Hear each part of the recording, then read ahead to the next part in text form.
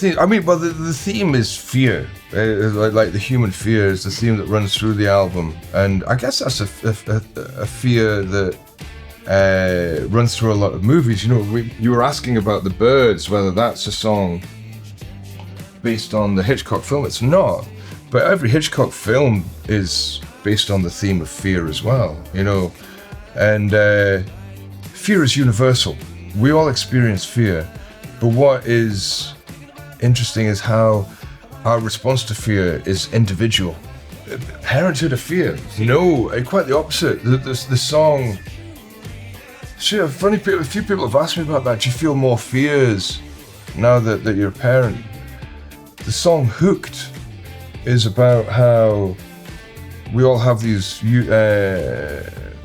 existential fears. You know, the fear of the point of it all and nothingness and non-existing, and I've always kind of like been overwhelmed by them at different times in my life. And Hooked is about how you can come to terms with those fears, first of all, by recognizing that they are universal, that everybody has them.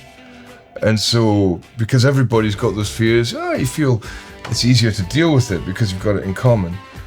And also, when you become a parent, you discover a form of love that you didn't realize was within you, and it's huge and it's overwhelming. And because it's so huge and overwhelming, it makes those existential fears seem quite trivial in comparison. Do you know what I mean?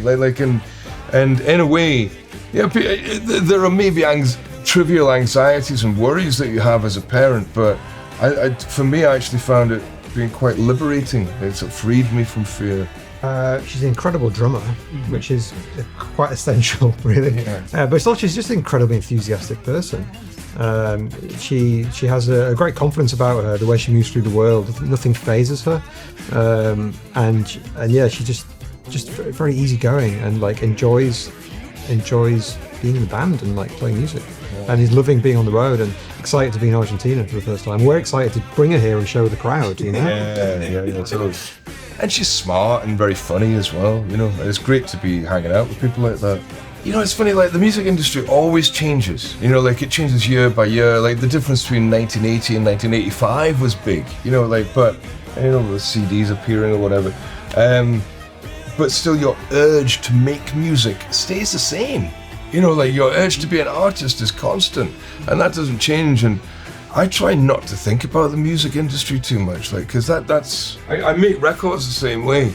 You know, I express myself, I write, we record, and we perform live with the same energy and the drive that we would. And sure, that streaming's different and record sales, whatever. Yeah, but we're lucky enough to have a record label that takes care of that, so we don't have to think about it. I think concentrating on just making music is a important thing. I think get that bit right, and the other stuff, well, you can deal with it a lot easier. I mean, things are different, but I don't want to get too worried about it, you know. Like it's, I don't know, it's like seeing this new accountancy software. How does that relate to your life? I'm sure it does make my accountant's life easier and therefore mine, but I don't really care. There's the new Perfect Days by Wim Wenders. Absolutely loved it, and I was actually going to watch it again last night, but I didn't. It's fantastic. Have you seen it? Yeah, really, really great. I just love the way, you know, it's about this guy who lives a very simple life in Tokyo. He's a toilet attendant, and he just loves music and he loves books and he loves photography, and he orders his entire life around a very simple way of living where he's just enjoying these things in the purest way, and I find it really inspiring. It's beautiful. You like this?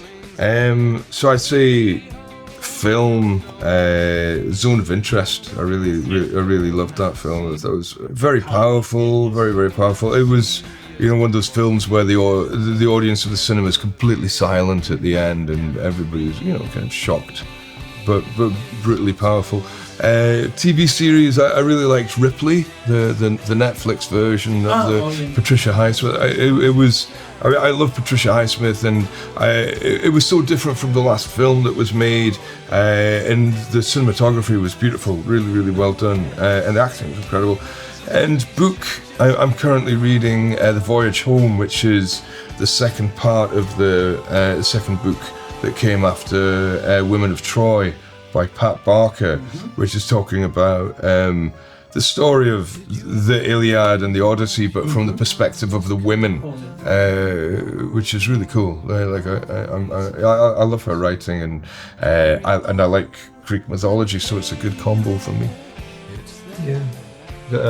Books. The last I read Stalin. No, it's called Breakout at Stalingrad, which is a novel written by a junior officer in the 6th Army in Stalingrad that was lost in the Soviet archives until 2012, and it's been recently published and translated. No, it's a novelization, but it's from the inside of being an officer in the 6th Army. It was incredible, really powerful.